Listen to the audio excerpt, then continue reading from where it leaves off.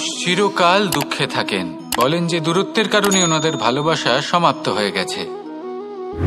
এমনও কিছু মানুষ আছেন যারা বলেন যে দূরত্বের জন্য ভালোবাসা বৃদ্ধি পায়। কেউ বলেন কাছাকাছি এলে ভালোবাসা বৃদ্ধি পায়। কিন্তু আসল সত্য হলো এটাই যে দূরত্ব ভালোবাসা পরিমাপ করার কোনো মাপদণ্ডই নয়। চাতক পাখিকে দেখুন, সারা বছর সে অপেক্ষা করে যে কখন বর্ষা আসবে আর ওর তৃষ্ণা নিবারণ হবে। বর্ষার জল ছাড়া ও আর অন্য কোনো জল পান করে না। তাহলে বলুন, এই যে দূরত্বের জন্য ওদের ভালোবাসা কি সমাপ্ত হলো? এই ভালোবাসা আপনার মানসিকতা বুঝতে পারে, সে আপনার মনে লুকিয়ে থাকা আবেগ বুঝে নিতে পারে। তা সে আপনি যতই দূরে চলে যান না কেন, যতই কাছে আসুন না কেন, শুধু নিজের আবেগগুলিকে কখনো মলিন হতে দেবেন না, স্বার্থ জড়িয়ে ফেলবেন না। প্রেমকে পবিত্র করে তুলুন, এই প্রেম ক্রমাগত বৃদ্ধি পাবে। আসুন আর এই ভালোবাসার সাথে বলুন, রাধা রাধা। মানুষ নিজের জীবনে সেই সবকিছু লাভ করতে পারে যা সে কামনা করে। শুধু প্রয়োজন হলো ইচ্ছে এবং সিদ্ধান্তের। এবার এই ইচ্ছে আসলে কি? সেটা হলো এই মনে প্রকট হওয়া একটি ভাবনা, একটি আবেগ। শুধু তা দিয়ে কিছুই হয় না। যখন সেই ইচ্ছের সাথে দৃঢ় প্রতিজ্ঞা জুড়ে যায়, তখন বিষয়টা এগোতে থাকে। একটা উদাহরণ দিই, ধরুন আপনি মরুভূমিতে আছেন এবং আপনি মধুর জল পান করতে চান। এটা হলো শুধুমাত্র আপনার মনের একটি ইচ্ছে। যখন এই ইচ্ছের সাথে সিদ্ধান্ত জুড়ে যায়, তখন আপনি সেই মরুভূমিতে গর্ত খুঁড়তে চেষ্টা করেন। আর যখন এই সিদ্ধান্তের সাথে নিষ্ঠা জড়িত হয়, তখন আপনাকে সেই জল লাভ করার থেকে কেউ বাধা দিতে পারে না। ইতিহাস এটার সাক্ষী, যিনি নিশ্চিত করেছেন তিনি সেই সব কিছু লাভ করেছেন যা তিনি লাভ করতে চেয়েছেন। সেই জন্য ইচ্ছে থাকা খুব দরকার, কিন্তু তাকে সিদ্ধান্তের সাথে জুড়ে নিন, সিদ্ধান্তকে নিশ্চিত করে ফেলুন, সবকিছু লাভ করবেন। আর তখন এই মন প্রসন্ন হয়ে বলবে, রাধা রাধা। এই সংসারে কোনো বস্তু হোক বা ব্যক্তি হোক, তার একার গুরুত্ব কিন্তু খুব বেশি নয়। একটা উদাহরণ হিসেবে বৃষ্টির ফোঁটাকে ভেবে দেখুন। যদি একটি বৃষ্টির ফোঁটা হয় তাহলে তার খুব বেশি গুরুত্ব থাকে না। কিন্তু যখন সহস্র বৃষ্টির ফোঁটা মেঘের মধ্যে দিয়ে ঝরে পড়ে, তখন সেটা বর্ষার রূপ ধারণ করে। সেই বর্ষা যা এই প্রকৃতিকে শান্ত করে। সেইভাবেই পাথরের ছোট টুকরো, তার খুব বেশি গুরুত্ব থাকে না। কিন্তু যখন অসংখ্য পাথরের টুকরো একত্রিত হয়, তখন তা পর্বতের আকার ধারণ করে। সেইভাবেই কিছু মানুষ যখন একত্রিত হন, তখন তৈরি হয় পরিবার।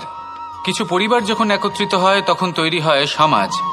যখন অনেক সংখ্যক সমাজ একত্রিত হয়, তখন তৈরি হয় রাজ্য। এবার এই রাজ্যের সব থেকে গুরুত্বপূর্ণ ব্যক্তি হতে পারেন রাজা, কিন্তু তাও সেই রাজা একা কিছু করতে পারেন না। যুদ্ধ লড়ার সময় তারও নিজের সৈন্যদলকে প্রয়োজন পড়ে। কিন্তু এই সংসারে এমন একজন ব্যক্তি আছেন যিনি একাই সব কাজ করতে থাকেন, এবং সেই ব্যক্তি হলেন মা। আমাদের জীবনে একজন পিতার ভূমিকা কিন্তু নিঃসন্দেহে অমূল্য। কিন্তু আমাদের সকলের জীবনে যে ভূমিকা একজন মায়ের, তা অন্য কারোর থাকে না। একজন মা একাই সন্তানকে বড় করতে পারেন, সংস্কারী করে তুলতে পারেন, তার জন্য পরিশ্রম করেন। আর এত কিছু কাজ করার পরেও তার কাজের জন্য তিনি প্রশংসা অবশ্য পান না। উল্টে যদি সেই সন্তান অনুচিত পথে চালিত হয়, অনুচিত কর্ম করে, তখন সেই মাকেই অপবাদের পাত্র হয়ে উঠতে হয়। আমাদের জীবনে মায়ের যোগদান কতটা সেটা বুঝুন। আপনাকে বড় করে তোলার জন্য উনি কতটা পরিশ্রম করেছেন সেটা বুঝুন।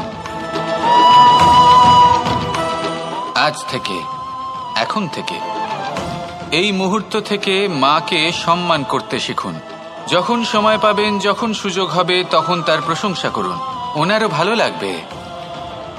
আর মায়ের এই মমতার জন্য তার এই ভূমিকার জন্য আসুন সবাই মিলে আমরা তাকে প্রণাম করি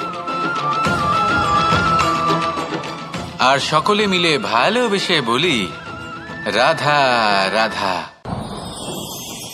মানুষ নিজের জীবনে অনেক বস্তু, অনেক ব্যক্তিকে অনাদর করে থাকে, ভাবে যে ওর কোনো মূল্যই নেই, এটা তো কোনো কাজেই লাগবে না। এবার ভাবুন যে আপনি কোনো পথে হাঁটছেন আর আপনার পায়ে একটা কাঁটা ফুটে গেল। তখন আপনি যাই করুন না কেন, তলোয়ার দিয়ে আপনি সেই কাঁটা বের করতে পারবেন না। তার জন্য আপনার দরকার পড়বে একটি সূচের। সেই জন্য এই সংসারে যে কেউই ছোট বা বড় হন না, সকলের নিজের মূল্য আছে। দেখুন, যদি কথা বলা হয় জল নিয়ে, জল যদি দূষিত হয় তাহলে তা আমরা গ্রহণ করতে পারবো না, পান করতে পারবো না।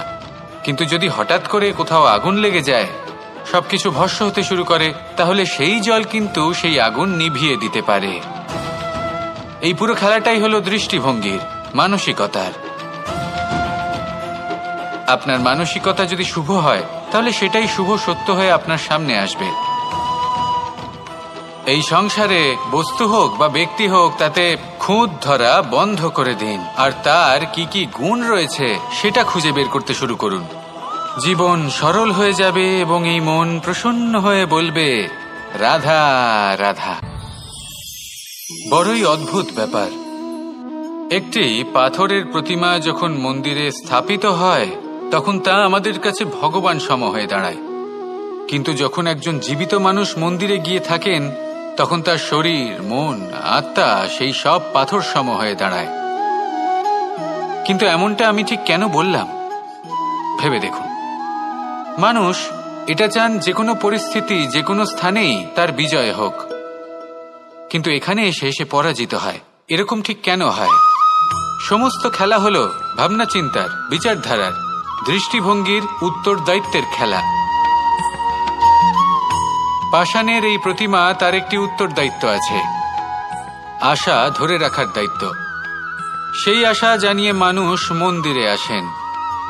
তেমনি মানুষের একটি উত্তরদায়িত্ব আছে যেটা সে ভুলে যায়, আর সেই উত্তরদায়িত্ব হলো এটা, যে মন্দিরে যে ভগবানকে সে প্রসন্ন করতে যাচ্ছে তাকে সে তখনই খুঁজে পাবে যখন পূর্ণরূপে সে সমর্পিত থাকবে।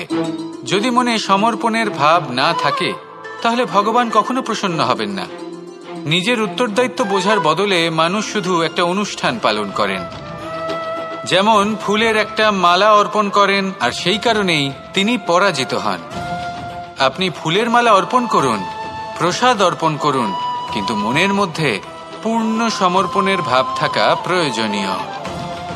তবেই আপনি মন্দিরে গিয়েও প্রাণবন্ত হয়ে থাকতে পারবেন, তবেই ঈশ্বরকে প্রসন্ন করতে পারবেন।